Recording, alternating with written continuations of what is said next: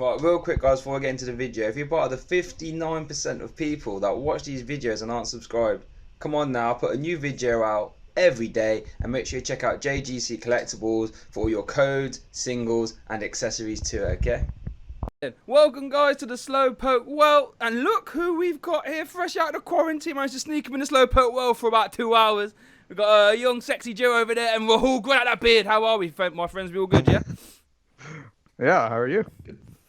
Yeah, not too bad. Sealing up. I'm on the beach thinking about it. I don't know if you can see. I'm just chilling in the Maldives. Just there we go. What about you, Joe? How are you, my friend? Yeah, I'm all right. I'm holding up fine. My life's not actually that different. I still go into work, but I'm just the only person going into work now. But yeah, that's it at the moment. There we go. And stepped up on your Twitch game as well, isn't it, Rock? Congratulations on that as well. Yeah, just got partnered. That's Yeah, dude, cool. congrats on partner. That's Cheers, awesome. guys. Cheers. That's sick.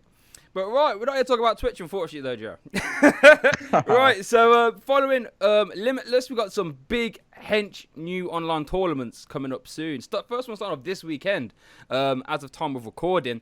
So, what I want to do, fellas, because I know a lot of us have took our eyes off this standard format, and everyone's starting to look at Rebel Clash, and because who knows when we're actually going to be playing real life again. So, I just want to have a little quick refresher and about what the top decks are for this tournament. So, Joe, if I was to ask you, is ADP the safest pick for this tournament? What would you say? Yeah. It's definitely it's still probably by far the diff. I mean, for the tournaments that we did have in this meta, it was 47% of points earned. So Jeez. That's like ridiculous conversion from any deck. And even if you have like the odd bad matchup, like a Blounds or something like that, if you're going to play 20 individual rounds, I think just playing the strongest deck that's also like really consistent is just definitely a strong strategy. So I think ADPization is still like probably going to be the most popular deck in the tournament. So yeah. Rahul, do you agree with that as well? ADP safest pick? Absolutely. I don't think there's like anything that's better right now. Just because like the deck is super safe. It's 25 minutes, like Joe said. Like it's just a pretty broken deck right now. Like I don't know what would sell you away from it. That's fair. That's fair.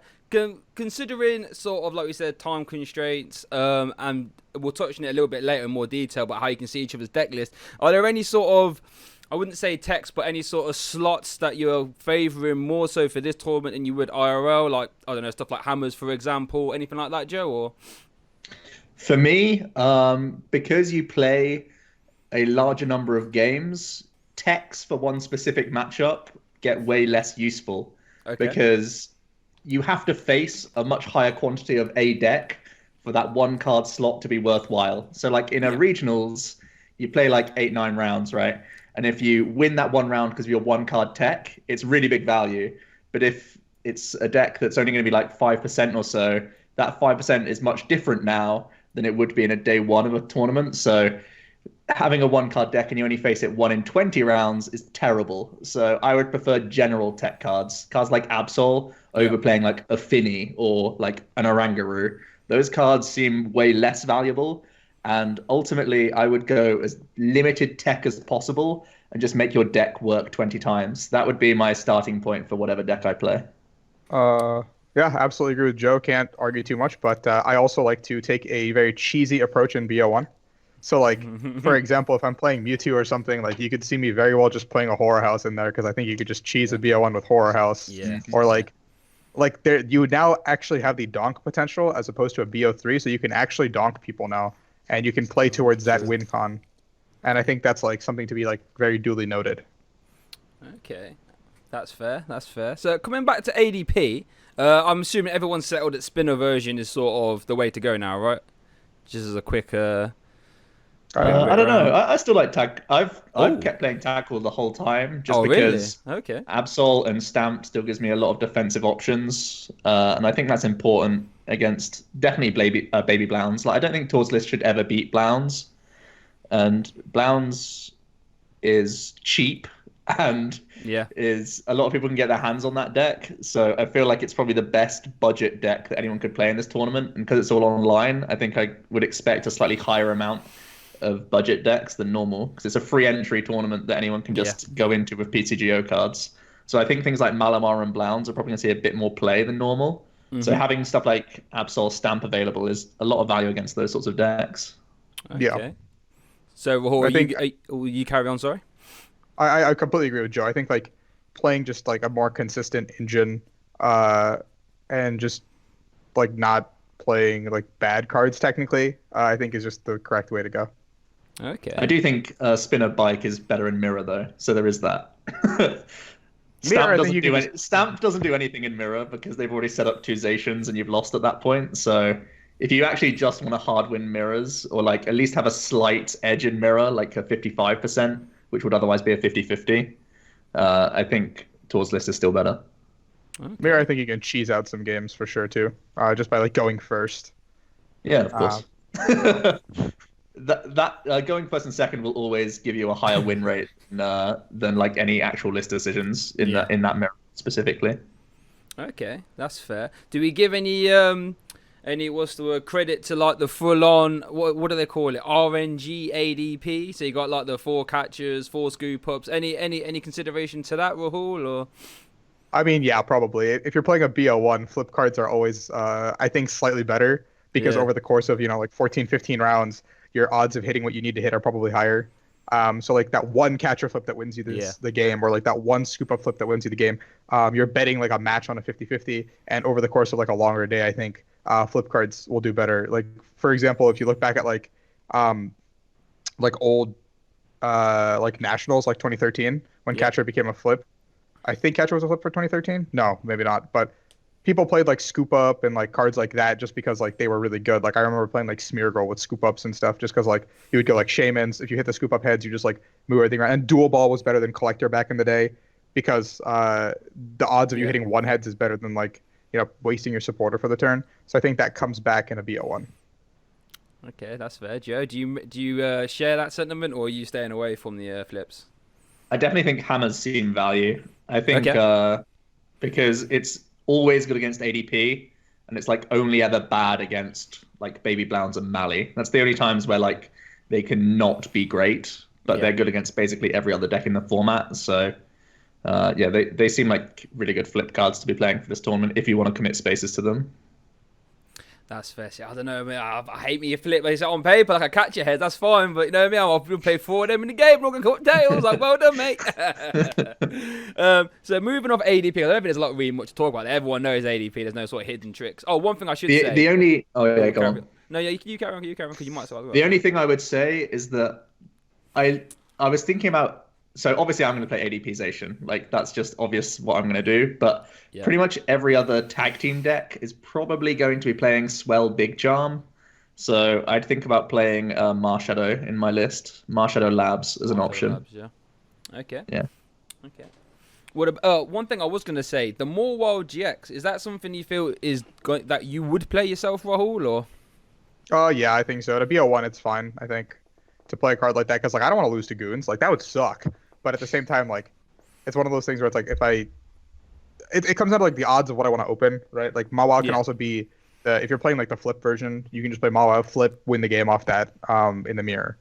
So it comes down to like how cheesy you want to get, and I personally like to get as cheesy as possible, especially in BO1s. Like I'll play stupid cards, just because like they could potentially win me a game. Not like a mirror tech or something, or not like a match specific tech. I'd rather just play like cards that can win anything off of like a high roll. Because you're playing a BO1. Yeah, I see what you say. Yeah, that's cool. I don't know, man. I hate calling this myself, though. Embrace the high roll. Embrace the high roll. To be fair, though, part of me does like the idea of just going 4 catches, 4 scoop ups. Just like, right, well, hey, here we go. Everything's going my way today. Just go nuts, honestly. Yeah, that's it. Yeah. Moving forward from ADP to something that I saw had a little bit of success at the...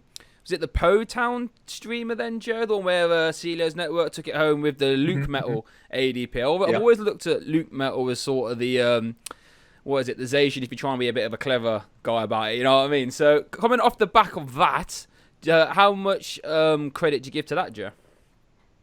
I think it's okay. You will probably scoop a couple of rounds if you're playing that list, but you'll also be actually favor against ADP, whether you go first or second. I still think you're pretty favored regardless. So having a favorable against the Bediff is probably a good idea. And Luke Metal is just like fine on his own. You still get to play Zacian, so you don't brick, which is cool. Yeah. And I also think with time constraints, there might be some people put off mill. And one of the biggest, well, not one of the biggest, but a big reason why ADP build is so popular compared to Luke Metal is that you just win stuff like mill and the fringe stuff. So if you're just trying to hit things like Pika Rom and ADPization, Luke Metal seems like a pretty solid play. Okay. Rahul, how do you feel about Luke Metal? I played against it today for something I can't really talk about yet, but I bodied it. But I played Mewtwo. The deck seems good-ish, but I just like really don't know what it accomplishes over ADPization and an overall matchup spread. I just feel like you don't do anything like half the time, and I'm like, okay, like I guess like congrats on Full Metal or like whatever the GX is. Like thank you for taking care of my energy. I'll just if I'm anything that isn't ADPization or Peak ROM, I'm just gonna put my energies back and kill you. Like, and the deck doesn't do any damage, so like, there's going to take forever. Yeah, no, that is true. You do always have some time coming against Luke Metal, I found. So yeah, I haven't got a lot else to say about Luke Metal, to be fair. Every time I played against it, I've bodied it myself personally. But then it does seem to have these sort of good runs every now and then. So yeah, I guess if you want to target, so Joe, if you do want to play Luke Metal, you're targeting ADP. And what would your other one, Peak Rom, did you say? Yeah, I think it targets Pika Rom quite well as well. Okay. You can run them out of energy legitimately. Like you don't actually have to win a 6-prize game against them. I mean, you do in this best of 1, but you run them out of energies to actually attack you if they don't play like completely optimally with all the energies. And I imagine most Peak ROMs going into this tournament will be YOLO Swaggins, hit full blitz or bust, and that naturally just dumps resources along the way, which helps your game plan. So. Yeah, that's fair. Just imagine that 4 blitz, you're like, oh yeah, see you later. Bap, get them energy off. Yeah. So moving Like, forward, you carry on. Sorry, the fact that you can just like Metal Saucer is also like the reason that it's a little bit scary because you can just be like, later they can just do it in one turn because they can think you're just playing ADP Zacian, and against that Pika, you usually wants to put 6 energy on the Pika. So you just do that, and they're like, okay, later. Yeah. Bye. Yoink. Slap them to the discard pile, please. Yeah. Moving forward, because Peacorn's actually the third deck I've got written down here. And Peacorn's one of those decks where I feel as if it's doing really well, but it doesn't seem to ever get the sort of hype and credit, at least as far as I've seen. How much credit are you giving Peacorn Rahul coming into this sort of a tournament? Not much. It's a BO1, and I think Pika like loses to pretty much everything in the format.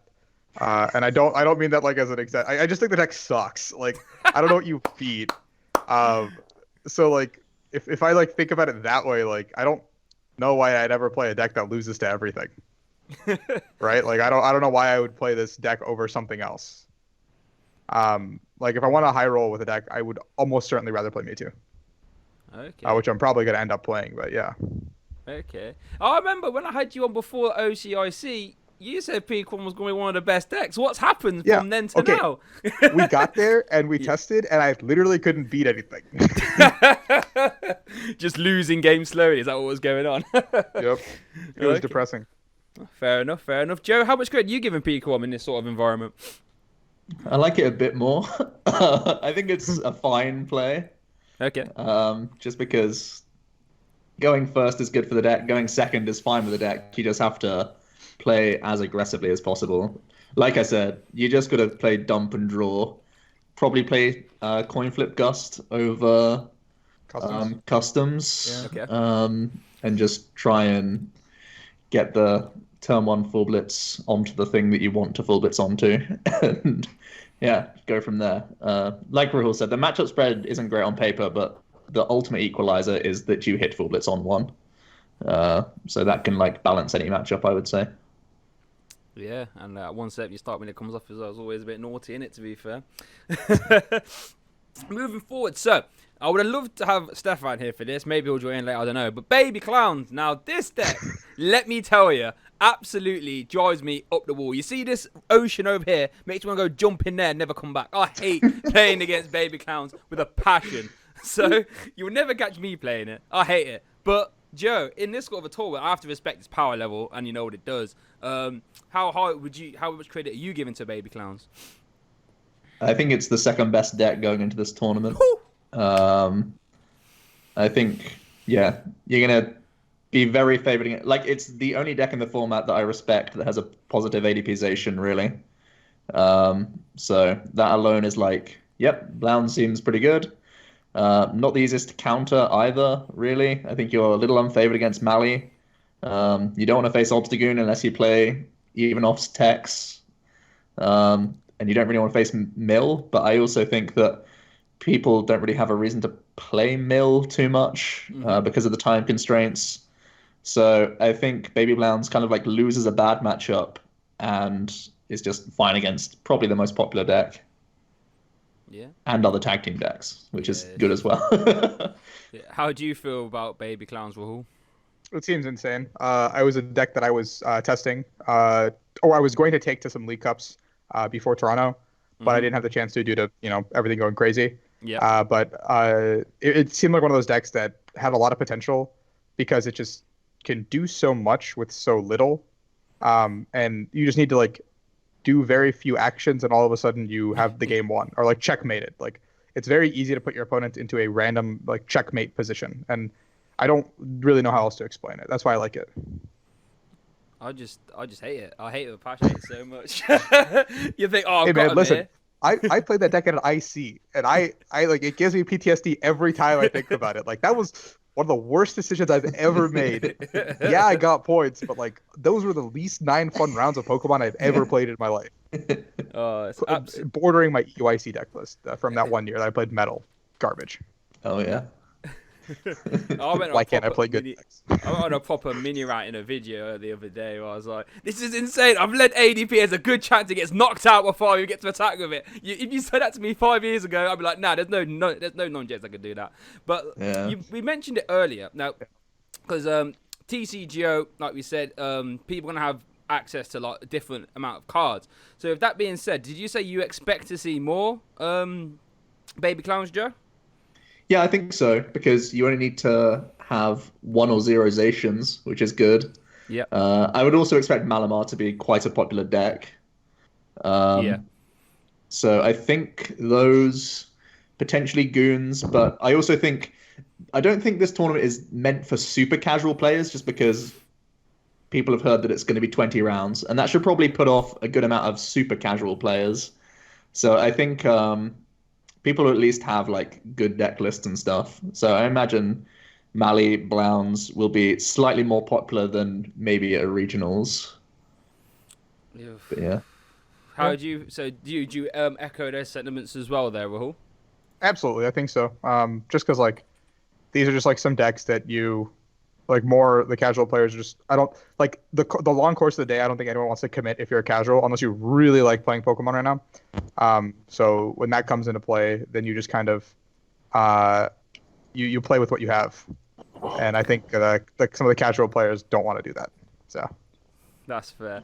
Look who we just see. Stephane I've got my time zone mixed up, guys. I apologise, but we've got Stephane here now. How are you, my friend? We all good? I'm good. Sorry about that. You said 8 p.m. GMT and 10 p.m. my time, which was both the same time, which is in half an hour. So I was a bit confused, but I guess it's fine. We'll make mistakes. Fault, to be fair, it's fine. But Stephane, you've joined at the right time. What did I miss? Because we're talking about Baby Clowns right now. So talk to me about Baby Clowns in this sort of limitless format. Is there any sort of considerations you take with the deck? How strong of a pick do you feel it is? I mean. I feel it's good. I feel like I think the deck is good in general, and that then it stays good for the limitless tournament. So that's not going to change. It might be a little bit less good than it would be in like originals because it's a bit more inconsistent than let's say ADPization. So in best of one, it's a bit more risky, but not that risky that I wouldn't play it. For example, I just feel like it's like the fact that there are more rounds. I think compensates for the fact that it's not as consistent. So yeah, I mean, probably what I'm gonna play. Fair enough. Are there any sort of changes that you've got lined up from like the last list we were playing for real life events, or is the list sort of locked in? Honestly, I'm trying some new stuff. There's an online tournament right now I'm playing where I'm using Victini Prism Star Okay. to instead of Absol, just to try to have one more attacker, especially like against the mirror match and against Malamar spell tag. Having one more attacker can be nice. And having a way, because in the mirror match, for example, you're often using Blacephalon to knock out another Blacephalon. So when they knock you out, you basically lost 3 energy that were on your Blacephalon, plus 3 that you used to discard, so that's 6 energy lost. So you can, it's possible to still use that for pretty much all the game with like Burst GX at the end and still have enough energy, but it can be a little bit tight sometimes. So putting energy back in the mirror match, especially since they don't use reset stamp, so there's no way for them to go, oh, you use Infinity, so now I'm gonna just give you a free hand card and they're all gonna be fire energy. Like Victini is helpful in the mirror match. But yeah, I'm not sure yet if I probably won't play it in the online series. Not sure yet, but probably not that great overall. Okay. What we were just discussing, literally just before you came in, Stephane, is how Joe. Well, we sort of have this theory that because it's online, people might not have the same library of cards they have in real life. We expect to see maybe, like we said, a few more Baby Clowns, a few more Malamars. Would the potential uptick in Malamar make you change your list or potentially put you off Baby Clowns, or is that a matchup you're not particularly too worried about? I mean, I beat it more often than not when I face it online. Okay. One thing that's sure is that I will definitely keep Absol if I'm expecting Malamar because Yep. this helps a lot, more than in the mirror match actually. Otherwise, yeah, it's annoying, but it's not. It's okay. They tend to fill their bench at some point, Yep. and then at the end you can just bring up basically on GX, use Burst GX. They cannot do anything because their bench is full. And they cannot one hit KO you, and then you do something. Actually, several times what happened in that matchup is we end up like basically tying, Yep. like taking the same prize at the same time because I take my last prize and they knock out something with spell tag. Except in this situation, what happens is that TCG automatically launches tiebreaker game. The Oh. first one to take a prize wins. Yeah. So that's how it goes, Yeah. right? That's how you decide a game that the game is not over. The game finishes when there's a tiebreaker game, and then you play Stephane, you have Burst GX, so Yeah. obviously you're gonna win that. Okay, I didn't even realize that's how THEO does it. That's interesting. Yeah, you must have done sudden death once or twice, right? Not Yeah, online. prize Not each. online. Really? In Oh, real that's life. great. Oh, I've In done real it, life, yeah. I have. Yeah. I've been in a loop for it. Oh Really? I wow. was in a loop 4 times. Really? And I lost. What matchup was that? I think it was I can't remember what it was, but it was definitely spell tags doing stuff I was that about to forced say like a tie, like, Weezing 3 mirror or times. something. Classic Mally. Yeah. I didn't even. Okay, that's interesting. Is that how it's going to get ruled in the Limitless events as well? I guess I should ask actually now but like the game isn't even like TCG automatically launches Yeah, the yeah. extra game. Yeah. Like if you're playing Battle Ladder, you're not gonna be back in the lobby or anything. They're just gonna say, okay, now it's a tiebreaker game. So I assume so. Okay. I mean, there's not even ties in the Limitless Yeah, there's offense, no- so I don't see how it will be ruled differently. But I'll probably ask the question so that they confirm it officially, so that no one's surprised when that happens. No, that's I didn't even think about that. So we got a comprehensive look there at Baby Clowns then. Right, so we mentioned it a little bit, so you might as well just sort of stay in the same ballpark. Joe, I know you love Mali. I know it's one of your favourite cards. So how much credit do you give Mali in this sort of an event? I mean, if you're willing to play Malamar for 10 hours, you really have to be a certain type of person. I don't know. I don't give it much credit. Like, No? you have to, like, imagine going second against an ADP 10 times in the tournament, and then you just literally can't win the game. You can't do anything. Yeah, but You're trying, like, can't you not against just the bomb rush best out deck clear in. vision? Am I missing Yeah, I something? mean, go first, hit 4 basics, get Latios active attached to it, fine. All right. I mean, I think it's less than, like, for me anyway, in trials, it's like less than 30%. Oh, Doing really? that, going second as Malamar. Tell you what, when I'm playing so that's ADP not online, great. they do it every time. I'm like, oh, here we go. I There's one, two, know, three, four. I know, it can happen, right? They can just lead the Yeah. Latios and emote you and stuff. Oh, yeah, that's the best. Mate. but I think you're like not favored against ADPization because they can even beat you if you do Latios and you've had to put down like that 2 prize or another stuff here and there, and if you like miss attacks with Absol and stuff like that, it's still going to be a problem for you. Mm-hmm. I think I mean, I don't think there's gonna be that much Mewtwo in the tournament. It doesn't seem to be like as popular, at least in regionals and stuff.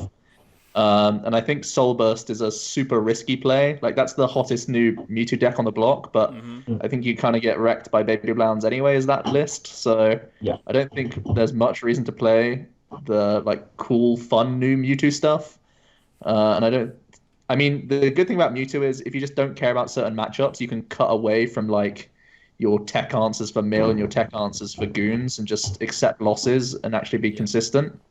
So I think Mewtwo is not the worst play, but I don't think it'll be like super popular. So it's not like you're really targeting a good auto win because you won't see it that much.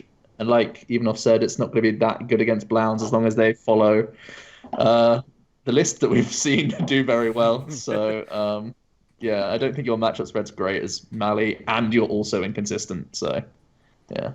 Okay. Well, how do you feel about Mally? In a BO1, it's gonna do Mally things more than not, I think. So especially because it is a BO1, I would be a lot less inclined to play it. But that's something. If you were to play a Mally deck, I would play Mewtwo Mally, just because. Okay. Horror House. That's what I was about to say. Yeah. And what about you, Stephane? Do you give any credit to Mally? I kind of like it's not bad, and I guess that's if people play it because it's easier to build, I guess, than other decks. Yeah. It can do well, but yeah, I mean the deck can have consistency issues more than other decks, and that's is a bit scary for the stuff one. Yeah. But, I mean, I was playing Mally ever since it came out, all up until ADPization. But there's the thought of playing 20 rounds of it. Like, no. I'm fine with that. Thank you very much. I'll play something else. But if I was to play, I think I'd be playing Mewtwo version as well. Because like we said earlier, I think Horror House is absolutely naughty in the best of one, and you will win a few games of that. So, and we touched on Mewtwo a little bit. Again, we'll sort of stay in that kind of archetype. We'll talk about the Welder version now. Now, Joe, you sort of mentioned it. You said you don't give much credit to Mewtwo variants in this sort of environment. Is that the same for Welder as well? No, I don't like discredit it. I just don't think it'll be that popular. Oh, okay. I think Welder Mewtwo is like fine. I think it's really fine. I actually like the fact that with this many rounds, you can cut individual tech cards that normal Welder Mewtwo's would have to do. Like you just cut Stealthy Hoods, you cut like your answers to Obstagoon and stuff like that, and just say, I'm going to draw well this tournament, and when Mewtwo does hit Welder and get like Solgaleo attack turn 1, it's the scariest deck in the format still. You end up with 5 energy on board, and like they can stamp you, but nothing matters anymore. Like everything's already on the field. So I think it's actually a pretty solid deck overall. Okay.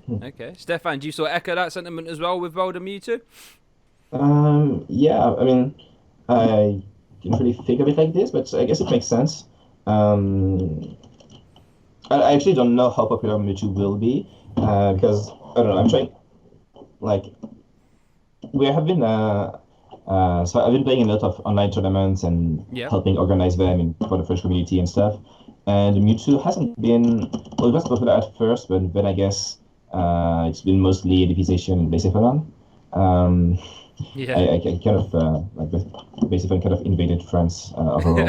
everyone is playing it, and I guess like Mewtwo Welder is honestly doesn't do very well against Blacephalon most of the time. But I could like the take is definitely good, and I can see like someone saying, okay, I want something consistent, fast, for a best of one series, and so I'm gonna play Mewtwo Welder, and like. I mean, we've seen the deck do very well, right? It won CIC. It did, like, the format before badge also almost won LAFC. So it's definitely a good deck, and I could see it's doing very well, of course. Okay. What about you, Rahul, then? Because didn't you say earlier that you was thinking about it or testing it, or? I've already locked it in. I've already locked it in. Oh, you've locked it in? Okay. Yeah, I'm playing Mewtwo this weekend. After OCIC ended, I didn't find another deck I liked. The only other deck I really tested was Baby Blounds a little bit, and I was going to try that at Cups because Stephane did really well, and I wanted to try his list, but I didn't have the chance because everything happened. But those are the only 2 decks I've really put time into since OCIC. Well, I'm sure. Okay, ADP Zacian is a deck that everyone's put time into, but it's not a deck that I feel confident that I have a roadmap for the mirror. Okay. And that's what scares me. Sure, in BO1 maybe you don't need that, but But I think Mewtwo is the deck that you can cheese the most in BO1 because there's so many attackers. There's so much to do. Like I mentioned earlier, you can literally just play one copy of Horror House, and just choose to go second Horror House turn one, and all of a sudden your opponent loses the game. You can go back to playing a less weakness guard version because, like we're saying, I don't think Malamar is going to be very popular. And if you hit 1 or 2 Malamars, like whatever, I'm taking my loss. Yeah. You can just cut the weakness cards. You can cut, draw TGX, whatever you want to do. Opt to not play for the weakness and just go for a more cheesy build with I still think Welder Mewtwo is better than Henry's Mew3 box for best of one particularly. And you can just play like more cheesy techs and steal some, or even play like an Aurora or something. I don't know. Like you could probably be like people can be very creative with this. I have not, but people can be. Okay. Something I wanted to point out, and maybe you've already said that before I arrived, so in which case, sorry. But like cheesy techs, I think are not as good in this format because lists will be open, right? So if you are playing Mewtwo World Job with like one or a house, your opponent will know it, and so I'm not saying they cannot. So it might work anyway, but at least they will know the possibility, so they will make sure they bench a second Pokemon if they go first, or stuff like this. So that doesn't mean that Mewtwo World is not good or that toolbox decks are not good. But yeah, I wouldn't count on like unexpected techs, surprise techs winning you game, except against bad players, I guess. But I mean, unless you have to assume your opponent is not like actually reads your list and adapts. You cannot. Yeah, it's kind of like Hearthstone, where like I remember when Jimmy Pendarvis was a pro in Hearthstone for a little bit. I went to go watch his games, and he would like get the lists before the game, and he would literally like print them off and go like sit in a corner, just like reading the list and being like, I need to play around this, I need to know, and he'd put like tick marks next to each card as soon as he saw them, which I think is a super smart thing to do because it makes it easier to count cards. Yeah. You don't have to speculate. You don't have to be like, maybe Stephane plays Big Blind GX, maybe he doesn't. Yeah. Maybe he plays 2 Lucky Egg, maybe he plays Beast Springer, but as soon as you see it, you tick it. Yeah. Okay, well, yeah, that's something we want to get into in a little bit of sort of considerations just for this sort of event. But that's pretty good, to be fair. Joe, you mentioned a tiny little bit, the Ultimate Mewtwo, the sort of Henry brand perf, destruction binder drop deck, which I absolutely love, by the way. But do you give any credit to that? Because that's ever since perf. Now it might be because there's been no events. Don't get me wrong, but no one's really seemed to be talking about this. Do you reckon it's like everyone's sort of potential sleeper deck, or are they just thinking nah? I think it's less consistent than the other Mewtwo stuff you could play, and I think it's actually got a super high skill ceiling as well. I think it's rare to find someone who's put enough hours into the deck to actually have good results with the deck. So I imagine it's more often than not, people will have seen the hot list, copied and pasted it into Limitless, had 3 games, not done well with it because they've done their opening Cherish Ball wrong, and then like say this is junk and just like move on. I'll just like bow down to Henry's galaxy-sized brain, and I don't expect it to be that popular. No, that's fair. Rahul, how do you feel about Ultimate Mewtwo? Have you ever given it a go? I think the deck is cool, but that's all I think about it. I think you have to be very good with the deck to know what you're doing. So in the hands of like someone like Azul or Pram or Henry, the deck is insane. But in the hands of like me, I probably would have no idea what I'm doing because I don't really test with it, and it would take me a couple rounds to figure it out. And I don't think BO1 is necessarily the place to do that. Yeah, no, that's a very good point. Stephane, have you invested much time into Ultimate Mewtwo at all? Well, yeah, I mean, it was the deck I tested the most for OCIC. I had my own version with so you did, yes, I remember now, yeah. But I tested with Henry, we compared all the lists. He didn't like the Quagsire list, I didn't like the non-Quagsire list. I mean, I liked it, but not as much. And we tested a lot of stuff. And I think the deck has had a lot of potential. Honestly, and I'm very happy to see that he won original with it afterwards. Yeah. Really cool to see the deck put on the map here. The thing is that the deck kind of relies on being able to tech for everything and have a plan against other decks. Yep. And obviously, like the surprise effect in a deck with so many techs, so many one-offs is going to be important. And I think with open deck lists, the deck is not as good because, actually, someone who doesn't, I assume someone could. Like someone could be paired against Ultimate Mewtwo, look at the list and go, what the hell is this? Yeah. And not have any idea what they're gonna use. But sometimes it doesn't like how to say. Yeah, basically you cannot just like the opponent, as smart opponents will know what they have to play around and That's will it. know Yeah, what you yeah. can do and what you cannot do. And there's no they like the thing about this deck is if you face it for the first time, you can be overwhelmed with just everything in this deck. How does it work? What do they have? What do I have to play around? Mhm. For example, you're like, okay, there's Navy and Venusaur. Does that mean there's no Quake Catcher? Do they still need to play around it or not? Because it can change the way you play. Yeah. If you don't know how many switch they have. If they have Malo and Lanast, so you don't know if a custom catcher stall play is gonna work. Stuff like this. If you know the list, at least you can check and be like, okay, they don't have great catchers, so benching one more Martinelli might be fine, or they stuff like this. And so yeah, that makes the deck a little bit less appealing for me. Also, it has a bad basic land matchup, and we haven't found a way to change that. And I don't know. I don't know how popular basic land will be, but if that's an argument against it. That said, the deck does do well against CDPization, or at least you can make it do well. And it's very cool. And it has a lot of answers against random stuff. Like you can play Greninja GX and ADP to destroy Obstagoon, for example. Yeah. Lots of stuff can. So it's good, but probably not a deck I would recommend for this tournament. Yeah, I echo that sort of sentiment. I remember when I was talking to Henry about it, and he's like, "Oh, Alolan Raticate, that does X, Y, Z, and Vileplume does X, Y, Z." I'm like, "Bloody hell, yeah! This literally everything's here for the exact reason." And I'm Yeah. not clever enough to know that. But what we sort of say, I could sort of see if you was to play that, your first 3 rounds, you might stomp people who don't know what's going on. But then by the Oh time you yeah, get like your definitely. 3-4-0s, and people actually know the deck, but people that follow competitively, they know like, oh, he's got 2 energy and he's ADP, so Vileplume can do 210 for 2 energy. Right. And once people know, and like you said, how they've got the list in front of them, then you might run into some issues there. But I love that deck on payback. So much fun. Played about 3 games with it and got stomps though. Stephane as well. This is one I've written down here. I know it's one that you've been talking about on your social medias. Now, Greenzard. Now, talk to me, because I thought that was a deck like 6 months ago. I ain't seen it in a Yeah. while. And I know you've been posting about it, so give me the lowdown.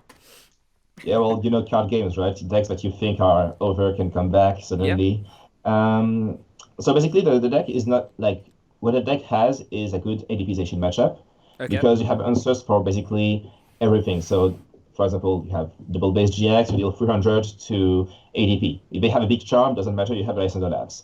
You have Volcanion, knocks out Zacian, 110 Okay. damage times 2 for weakness. Same Yep. thing, if they have the Metal Pan, doesn't matter, you have Lysander Labs. You have your own big charm if you don't have the labs, so they cannot really one-shot you, so they have to hit into you, then you can outrage them, Yep. and stuff like this. So you can, the matchup, I'm not going to say it's an auto-win, it's not, there's nothing auto-wins against ADP session, but it's the matchup is good, and that's, I think that's all already a good selling point. And of course, you can play the Omastar line, Omastar, Yeah. for item lock, so that works well against control stuff, mill decks. You just say, okay, you cannot play dolls, you cannot play custom catchers, resistant, whatever. And then you just use Victim EV to take knockouts until the end of the game. And that's kind of the plan against Blacephalon as well, except I'm not sure how the matchup actually is. I played it in online tournaments. I beat Blacephalon, but my opponent had been out of the game for a while, so he didn't know Omastar is not a card he knew about, so he didn't really know how to play around it. So yeah, I think the deck actually has some good and very good matchups, which makes it interesting. That said, for example, Picaron is a tough matchup. Mewtwo tends to be tough. I mean, you can play Power Plant to help resistant Power Plant, but it's still unfavored, I would say, or at least not favored. Okay. And yeah, all green decks is gonna have issues if people play a lot of Marnie, for example, or stamps, I guess. That's fair. Yeah, because you need to build your hand to have options. But people don't play Marnie that much right now, I think.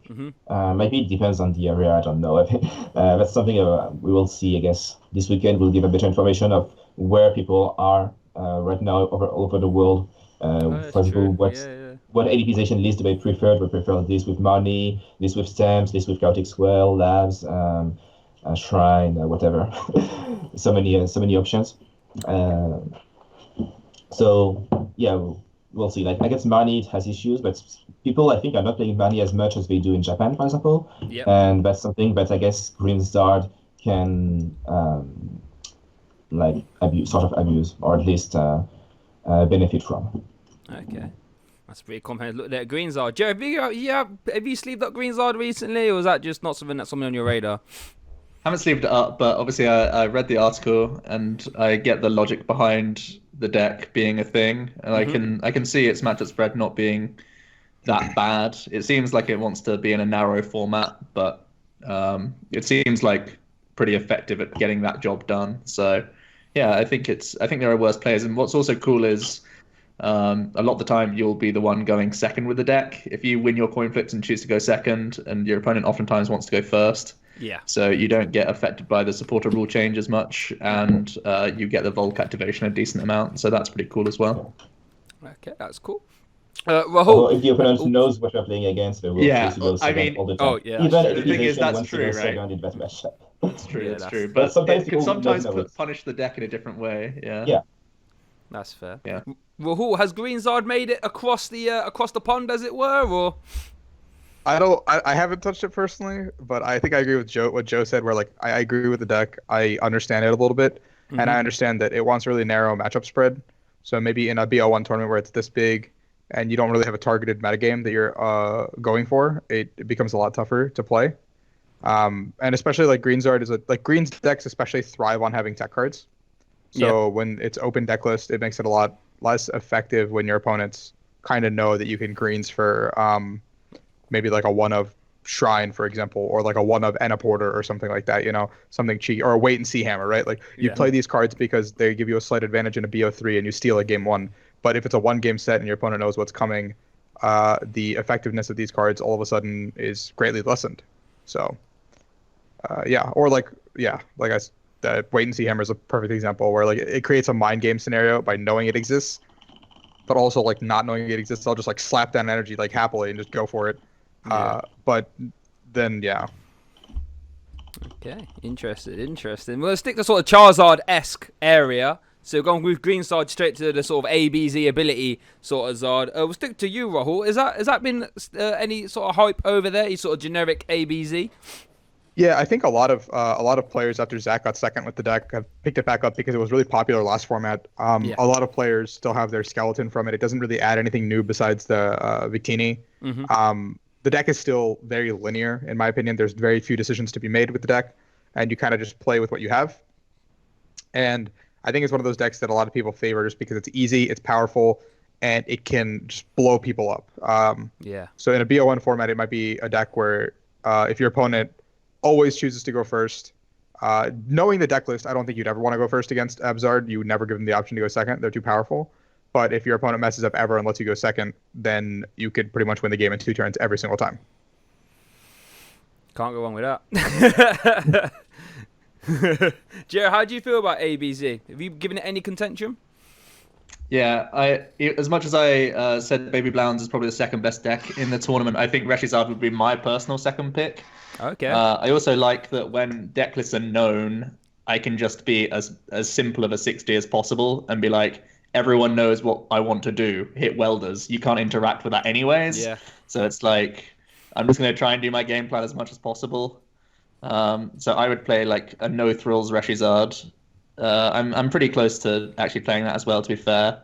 I think it's pretty okay against Baby Blounds as well. I think if people play the Dene that Stephane plays, it's a much harder matchup. But if they're just playing Zacian, it's pretty, I think it's okay for Ability Zard, because you're just much more likely to get your welders first, and you have a decent number of 1 prizes your own end, and you have good access to, the Oricoros and stuff like that. But if they're playing Dedenne and Absol, it's a much harder matchup.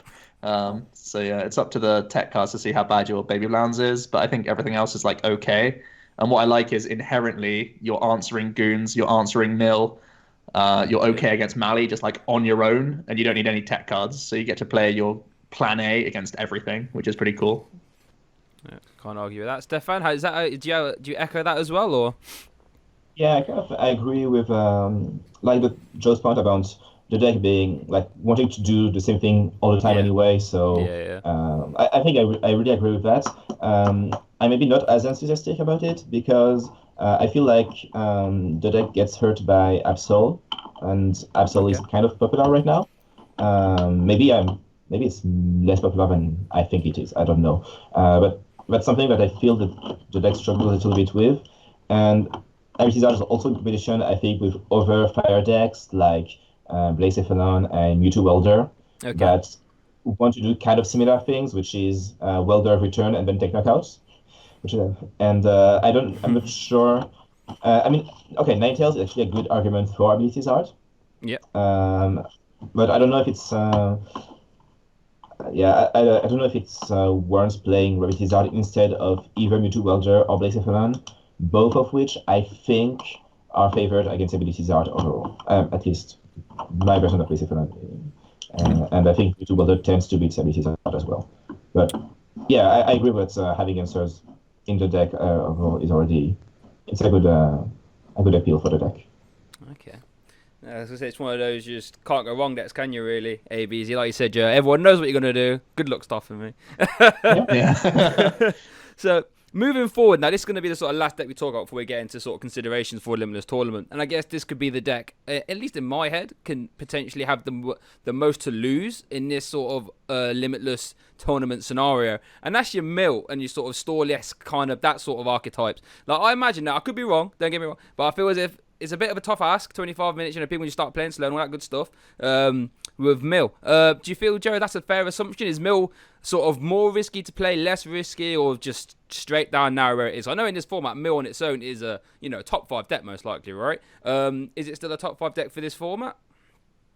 Yeah, it's got a real question mark around it because it's really odd.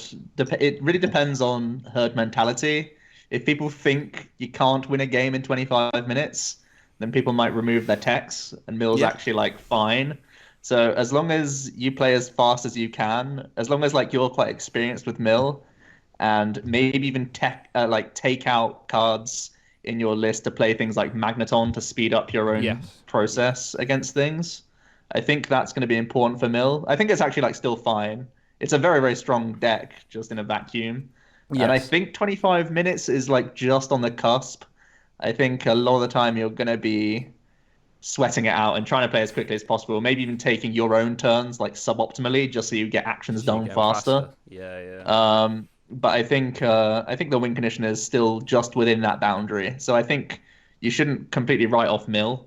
But I know there's also this argument that like people don't want to face Mill and people might just be like salty or whatever and take more time and be like, I'm taking you down with me, bro, because you don't deserve this win or whatever, which is like a really bad thing to say. And like I don't expect many people to do that because a double loss is obviously not good for you either. So why be like that about it? But I think that's a small thing that might play on some people's minds, especially because like you hear players who play Mill in actual tournaments be like, yeah, all my opponents were really chill and fine about it, but when you're behind a computer screen, people are like different people. So I think there is that low-key aspect around Mill. So I don't think it'll be super popular, but I think it's still just fine for people who are fast enough to play the deck. Okay. I'll open it up to you now. How do you feel about Mill in this environment? I agree with what Joe said. I don't think it's viable, just because people are behind a computer screen, and there's a lot of things that can be exploited with this 25-minute time thing. That's a big concern of mine, but we'll see how Limitless, the Qualifier 1 plays out before anything happens, where, like, if my opponent's playing Mill, there's I'm not going to do any of this, but, like, potential that, like, you just don't let the 25 minutes expire. You just sit there, because PTCGO timers are technically, like lower than 25, I think, and you can just like stall out your turns, take longer if you need to, not turn in your slip or something. That's why that's why I think I'm going to stream all my games and record all my games to ensure validity. Because like, for example, say you're playing against like no name like guy from middle of Russia and he's playing Mill, and you don't want him to have the win, you can stall it out, and people behind a computer are going to be a lot more salty. So I think that's the biggest reason Mill isn't viable. And there's a lot of actions per turn, like Joe said, you have to kind of like cut out a lot of the like optimal plays to make sure you actually get games done. And sometimes when you do that, you can actually just mess up and deck yourself by accident. And that's something that like I'm really scared of doing because I did that a lot when I was playing Mill on PTGO before OCIC, and I'd be like, wait, I had this game locked. How did I lose?